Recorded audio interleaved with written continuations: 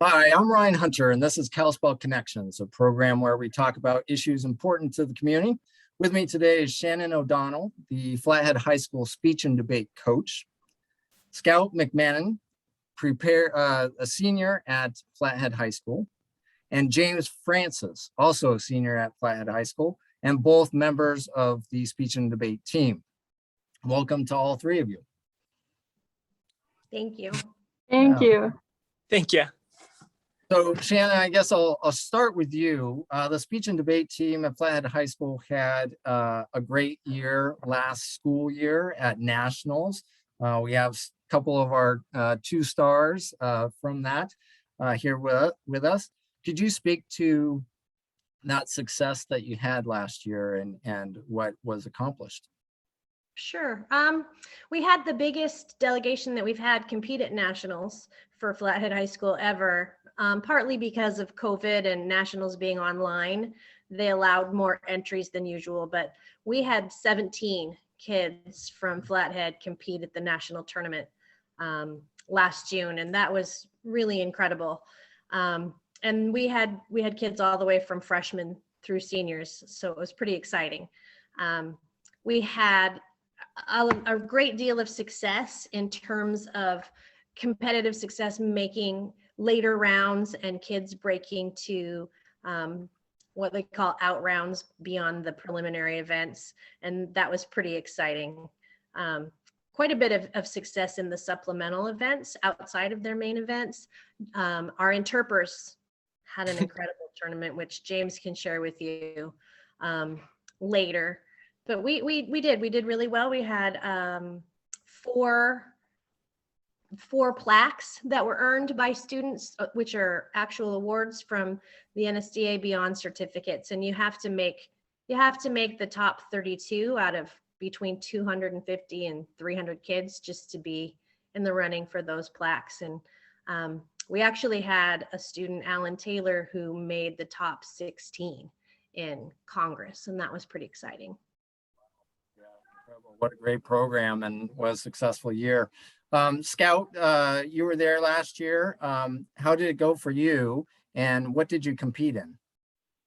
It went pretty well. At nationals, I competed in my main event, which is extemporaneous speaking, which is a short preparation period, and then you speak on a political topic, foreign or domestic. And in our general season, I did pretty well. I had a couple sweeps, which means that I won both my main event, extemp, and my other event, which is impromptu. And then at nationals, I did pretty well. I didn't break in extemp, but I did in my supplemental event, which was prepared prompt speaking, and I made it to octafinals. And what did you speak on with your prompt speaking? What was the topic? So the really fun part about short prep is that every time it's a different prompt. So you draw it at the beginning of 30 minutes, you prep on it for that 30 minutes, and then you speak on it. So it'd be topics like, you know, if we were to go and do over coronavirus, what changes would America make to its national strategy? Or things like, how should we address the current coup in Myanmar? To things like, should America legalize marijuana? And so it's very, very different from round to round. So you definitely have to like stay on your toes as everything goes on. And how do you prep for that when you have to have, I imagine, kind of a pretty broad range of knowledge to, tackle any subject that might come up? How do you prepare for that? So it's a lot of reading the news before the tournament, because 30 minutes really isn't enough to familiar yourself with a topic like that. So a big part of extemporaneous speaking is just kind of keeping a pulse on everything that's happening in the world. And so you get a little bit of knowledge about everything that's happening. And by the end of your like junior year, starting into senior year, you know so much that it almost becomes pretentious and annoying to the people around you. Which my poor family has experienced a lot of. I imagine Yeah, for somebody in high school. Yeah, that's. Yeah. Oh my gosh. Yeah. Great. And James, how about you? How did you do last year and what did you compete in? I competed in humorous oral interpretation and duo interpretation. Both of those are basically like you just take a script or a movie and you cut it down to 10 minutes and you perform it without any props or costumes. Duo is with a partner, and humorist is just by myself. And it was a really good year. I broke every single time, but I only made it third and seventh 2 times. And other than that, I got first place, which was really, really nice. Then we and my duo partner got to go to nationals, and we got to break to octafinals, which was really, really fun. Congratulations. And what were the selections that you chose to perform with? Oh, so our duo was called, it was Mary Poppins. It was really, really good. We almost switched to the Words on Bathroom Walls, but then we just loved our piece so much that we just wanted to do it again. But then my HI piece was The Page Master. It's this really kind of pseudo-obscure film from the 90s about a kid named Richard Tyler, and he gets transported all these books, and he like learns to not be afraid anymore. And it was really cool. That sounds like fun. Shannon, could you speak to the value of speech and debate in high school and what it does for kids who participate in it? I think the biggest thing about speech and debate is I genuinely believe that it changes kids' lives. I really do. It makes them so much more comfortable in the classroom, in workspaces, in every aspect of their lives. And events like Scouts, I can't tell you how many kids that we've had do debate or extemporaneous speaking and go on to work in just remarkable jobs. One of our short preppers from several years ago, my husband was watching C-SPAN and she was in the room in Congress. I don't even know what she was doing, but she was on the camera. And there's another one who's a speaker for one of the major news channels right now. She's one of their correspondents. We have had a student who did speech writing for a vice presidential candidate. I mean, the things that they go on. We have a couple who are currently working with the United Nations. It is wonderful helping kids get into schools too. I mean, every single year we have more than one speech and debate kid from Flathead who goes on to an elite Ivy League school. So impressive, and that's been my impression of speech and debate kids, the success they have. Scout and James, I guess a similar question to both of you, of what has speech and debate meant to you and kind of how it has influenced you in your high school experience. And maybe we'll start with you, James, this time, and then Scout. Thank you.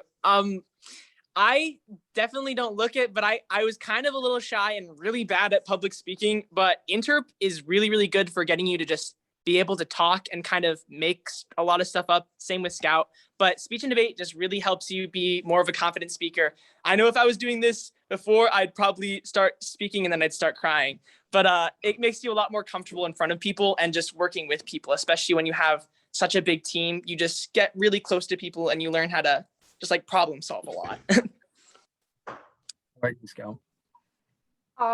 So I can firmly agree with Mrs. O in saying that speech and debate like completely changed the course of my life. Freshman year, I was like a tiny little introvert kid who like read a lot and didn't really want to talk to anyone. But doing speech and debate, I kind of found the way to be like, okay, this is how you come up with things on the fly, and this is how you are confident in your speaking. And because of speech and debate, I've been able to do things like I spent this entire summer volunteering to do foreign Montana voter registration. And I registered like 30 people to vote. And most of it was speech and debate skills. At some point, I did get into some arguments with people and was able to convince them to register to vote just because of the skills I had learned through speech and debate. In the classroom, I'm always the first to raise my hand. Even if I don't know what I'm talking about, I can sort of make it up and get an A at some point along the way. Like for customer service jobs, I'm able to be so confident and clear and also know how to make people happy. So I always make the most tips. People love working with me. But it is just, I'm still an introvert, but I now have this ability to confidently express myself, which is, I think, a talent that our society and our generation specifically is losing. And I think it's so important to be able to just confidently talk to people without being afraid. And that's the biggest thing speech and debate has ever done for me. Yeah, absolutely. That's awesome. And James, before we started today, you had mentioned about the relationship on the team and how valuable that is to you. And you want to speak to that and just that team spirit with the speech and debate?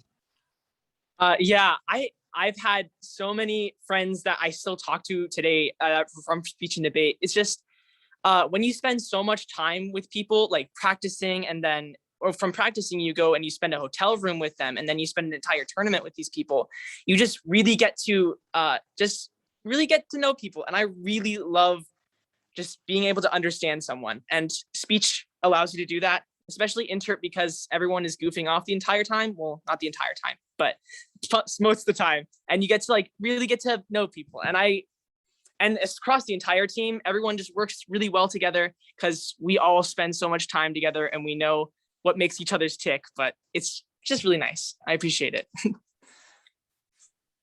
Yeah, and speech and debate is a little bit unique in the reliance on volunteers. And I do want to actually stop and recognize, Shannon, that I read that you were recognized by the National Speech and Debate Association for exceptional volunteerism. So congratulations on that. But it is a something that relies a lot on volunteers. And I know when speech and debate tournaments come to town, there's a big need for volunteers. Shannon, could you speak to that and some of the upcoming dates you have for events? Yeah, we need hundreds and hundreds of hours and thousands of judges to make a tournament happen. And that comes from our community. And we really are blessed here in the Flathead Valley. Flathead and Glacier, both, here in the valley, and then Bozeman are the towns, the communities with the most support. And because of that, we're also the 3 strongest programs in the state. Community support means a lot to the kids and to the programs. And we've been blessed to have really strong support here when we do have the tournaments. And we'll be hosting a 1-day at the end of October. And that will require more than 500 hours of judging and hundreds of people. And then we'll be hosting the national qualifying tournament in February, which is actually the largest burden in terms of judges, because the nationals standards require more judges per round than we do here in Montana. So we'll have a really large burden for that in February. I'm grateful to know that it will be filled, but it is something that we need to keep the community reminded about, I guess, and mark your calendars because it's coming and we'll need you. And I've served as a judge for speech and debate events, and I have to say it's a very enjoyable experience. It's so impressive to see these kids and do what they do, and you learn a lot because of the topics being discussed. And so I definitely encourage folks to step up and volunteer, do it, because it's a wonderful experience. So congratulations to all of you for a successful year last year. And thank you for coming on the program. I wish you best of luck this coming year. Thank you Thank you so much.